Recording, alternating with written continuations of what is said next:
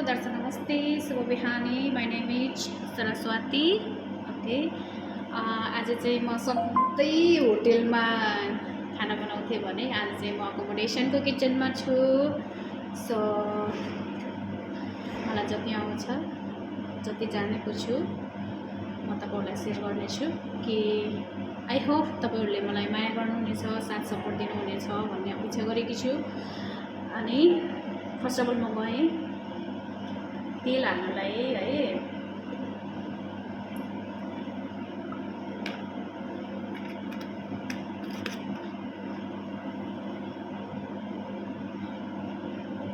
म आज चाहिँ के बनाउन गइराखेको छु भनेपछि गाइज विदाउट स्किन मटन बनाउन लागेको छु। अनि सधैँ होटेलमा हजारौँ स्टाफहरूलाई खाना पकाएर दिन पर्थ्यो भने, हजारौँ गेस्टहरूलाई खाना पकाएर दिन पर्थ्यो भने आज चाहिँ मेरो अफको दिन चाहिँ म सानो भिडियो बनाउँछु भनेर चाहिँ बनाउन गइरहेको छु। आई होप कि सबैजनाले माया गर्नुहुनेछ, सेयर गर्नुहुनेछ अनि सब्सक्राइब गर्नुहुनेछ मलाई, किनकि त्यति खासै आउँदैन पनि है। लाइफको फर्स्ट म कन्टेन्टहरू बनाउँदैछु। बसेर पनि के गर्नु र हल्का रमाइलो पनि गरौँ न, आफ्नो एक्सपिरियन्सहरू आफूले जानेको कुराहरू चाहिँ सेयर गरौँ भन्नलाई। Okay, let's start. तेल चाहिँ एकदमै तातेको छ है गाइस। मलाई चाहिँ किन ज्वानो मेथी हालेको चाहिँ एकदमै मनपर्छ, त्यही भएर ज्वानो र मेथी मिक्स गरेको छु हाल्न गइरहेको अवस्था।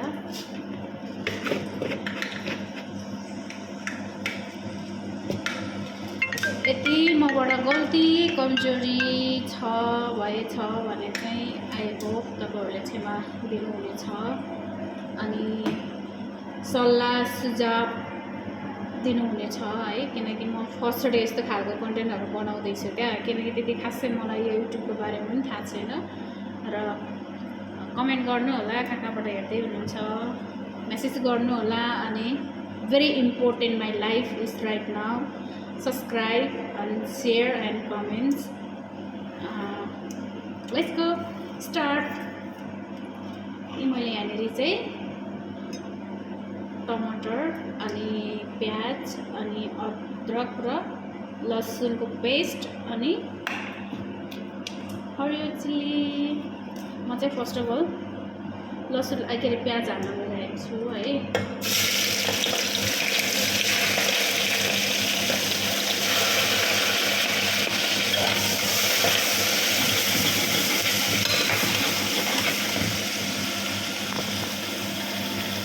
Incoming voice call from +9.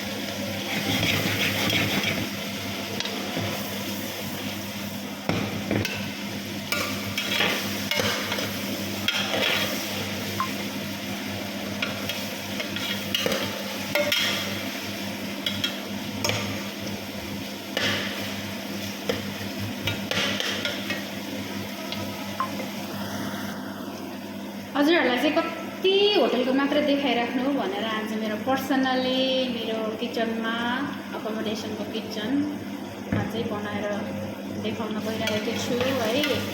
First मैले प्याजलाई चाहिँ मजाले फ्राई गर्न गइरहेको छु।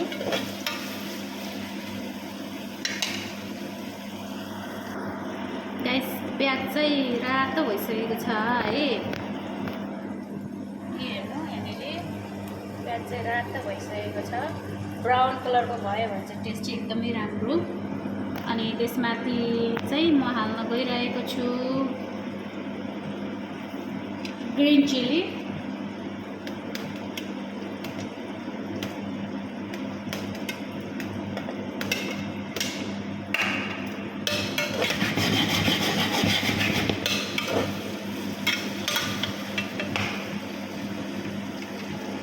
ड्युटीमा चाहिँ प्यानहरू यसरी हल्लाएको भएर चाहिँ मलाई याद आइरहेको चाहिँ मिस गरिरहेको छु।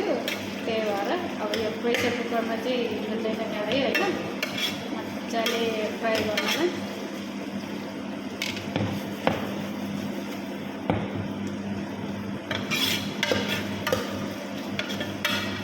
जति बेला हामीले पास्ताहरू, पेने पास्ताहरू अनि नुडल्सहरू बनाइराखेका हुन्छ नि,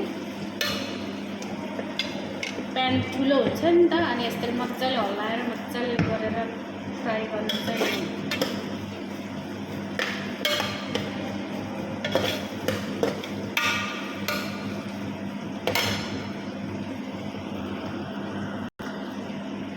मैले चाहिँ गार्लिक अनि जिन्जरको पेस्ट चाहिँ हालिसकेको छु है।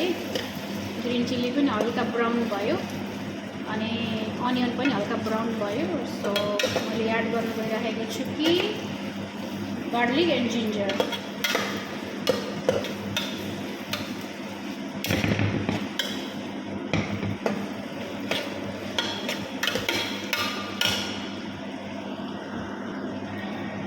म चाहिँ यसमा एड गर्न गइरहेको छु कि सबै कुराहरू चाहिँ एकदमै मजाले ब्राउन भयो। ब्राउन कलरको कलर आयो भने चाहिँ एकदम मिठो टेस्टी हुन्छ गाइस है। सो म अब चाहिँ एड गर्न गइरहेको छु बेसार।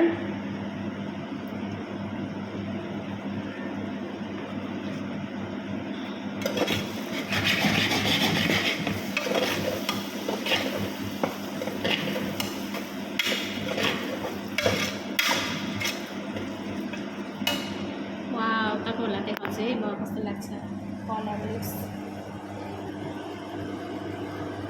एकदमै मिठो कलर आयो देखिरहेको छु। अनि देख्नु भइरहेको होला हजुरहरूले पनि है। ल गाइस फाइनली मेरो मसलाहरू चाहिँ एकदमै फिक्स भयो, किनकि आफ्नो आफ्नो पकाउने तरिका हुन्छ होइन। कसैले प्याज टमाटर सबै कुराहरू पहिला नै कुक गर्नुहुन्छ अनि त्यस पछाडि चाहिँ माछा मासुहरू चाहिँ पकाउनुहुन्छ भने म चाहिँ टमाटर चाहिँ पछि हाल्ने गर्छु होइन केही कुराहरूमाथि पनि। सो म चाहिँ अब मटन एड गर्नु गइरहेको छु।